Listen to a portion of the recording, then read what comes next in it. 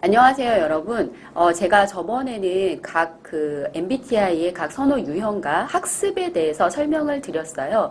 이번에는 저희가 MBTI와 관련해서 MBTI에서 얘기하는 기질과 그 기질에 따른 진로에 대해서 설명드리도록 하겠습니다. MBTI와 관련해서 이전에 MBTI를 하셨던 분들은 16가지 유형에 대해서 들으셨을 거예요. 그래서 이 16가지를 다시 4가지의 큰 기질로 나눌 수 있을 것 같아요. SJ, SP, NF, NT 이렇게 나눌 수 있어요. SJ라고 하면 이제 여러분들의 유형 중에 예를 들어서 내가 ISTJ다. 그러면 S와 J가 들어가 있죠. 그래서 이런 경우는 SJ. SP 유형 같은 경우에는 나의 유형에 S와 P가 들어간 경우예요. NF 같은 경우에는 N과 F가 들어가 있는 유형. NT 유형은 내 유형 안에 NT가 들어있겠죠. 자, 그럼 이제 구체적으로 기질들이 어떤 직업이나 어떤 진로를 선택할 수 있는지에 대해서 좀 더 설명드리도록 하겠습니다.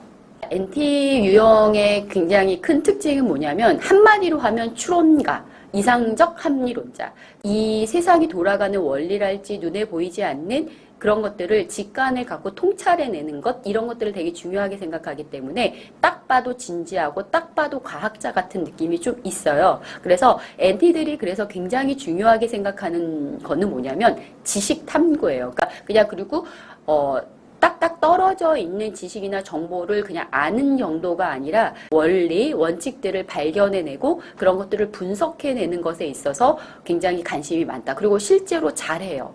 이 사람들은 그래서 굉장히 성취 욕구가 있어요. 내가 세상에서 지적인 면에서 내가 정말 똑똑했으면 좋겠고 내가 지성을 갖고 있었으면 좋겠고 지적인 호기심이 많으시고 그래서 NT들을 보면은 사실 학창시절에 공부를 조금 잘하는 경향들이 있어요. 그리고 어떤 일에 대해서도 굉장히 열의를 갖고 완벽하게 해내는 것을 중요하게 생각하는 사람들. 그리고 그런 걸 통해서 내 능력이나 역량이 향상되는 것을 중요하게 생각한다.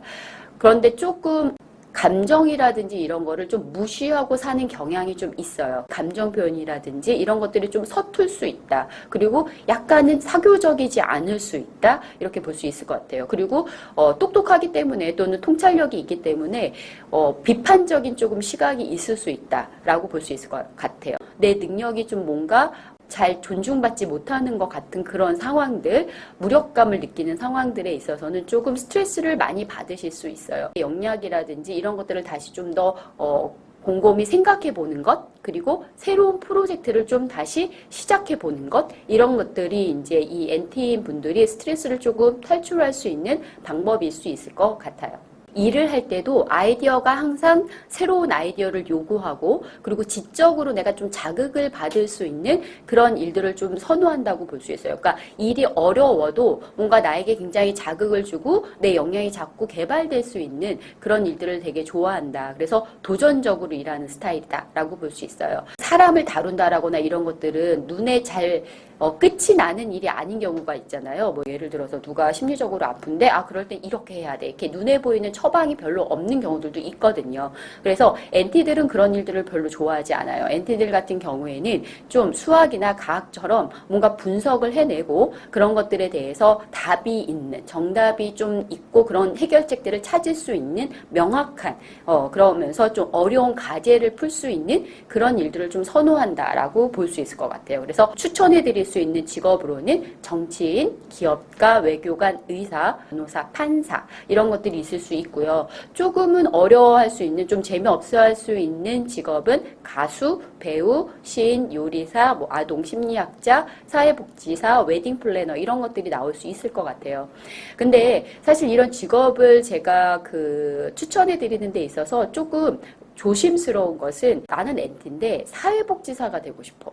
이럴 때 그럼 나는 사회복지사 하면 안 되나? 이런 분들도 계실 수 있잖아요. 그것은 아니다. 그러니까 사실은 직업 선택을 할 때는 우리가 직업 가치관도 보셔야 되고요. 직업 그 흥미도 보셔야 돼요. 그래서 사실은 나는 흥미와 관련해서는 사회복지가 맞는 거죠. 근데 이제 NT이시니까 그 사회복지에서 앞으로 우리나라 그 사회복지적인 차원과 관련해서 정책이 어떻게 돼야 된다라든지 우리 수련관이랄지 이런 것들이 어떻게 나아가야 될지 이런 것들을 굉장히 분석해낼 수 있다. 사실은 굉장히 중요한 역할이죠. 그래서 제가 말씀드리는 이런 기질들은 좀 참고하시는 것이 중요한 것이지 내가 그래서 이 직업을 선택하면 안 되나 이런 생각들은 조금 지양하는 것이 좋겠다라고 말씀드릴 수 있을 것 같아요. 자, 그래서 좀 NT와 관련해서 제가 4가지 그런 유형들이 또 어떤 특징이 있고 어떤 직업을 조금 고려해 볼 수 있겠다라는 부분들을 넣어 보았는데요.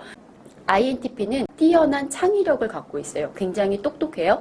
어떤 개념이라든지 이런 문제에 대해서 되게 뛰어난 해결책을 가지고 있다라고 볼 수 있어요. 아래 프로그래머 같은 이런 역할들을 해볼 수 있을 것 같아요. INTJ는 한마디로 하면 완벽주의자, 설계자예요. 그래서 내가 어떤 목적이 있고 그 목적을 달성하기 위해서 효율적으로 내가 어떤 역량들을 활용할 수 있는지를 굉장히 잘 파악하는 사람들이다. 그래서 재무상담자, 투자은행원 이런 것들도 진행해 볼 수 있겠다. 분석을 잘하기 때문에. ENTP 같은 경우에는 자극과 도전이 중요한 사람들이에요. 그리고 굉장히 열정적이고 독창적이다. 그리고 어떤 문제를 해결하는 데 있어서도 자기 머릿속에 많은 것들이 다 그려져 있어요. 그리고 그런 것들을 위해서 사람들이 따라오기를 원하고 있어요. 기업가, 정치가 이런 역할들을 해볼 수 있겠다. ENTJ 같은 경우에는 지도자, 유형이잖아요. 그래서 이상을 현실로 만들어내는 데 있어서 굉장히 뛰어난 역량을 가지고 있다. 그리고 장기 플랜을 세워서 그거에 맞추어서 가는 역할들을 되게 잘 하기 때문에 뭐 변호사라든지 판사라든지 기업인 그리고 컨설턴트 같은 역할을 해볼 수도 있겠다라고 할 수 있을 것 같아요. 여기까지 이 기질에 대해서 설명을 드렸고요. 다음 기질이 궁금하시면 다음 영상을 보시면 좋을 것 같습니다.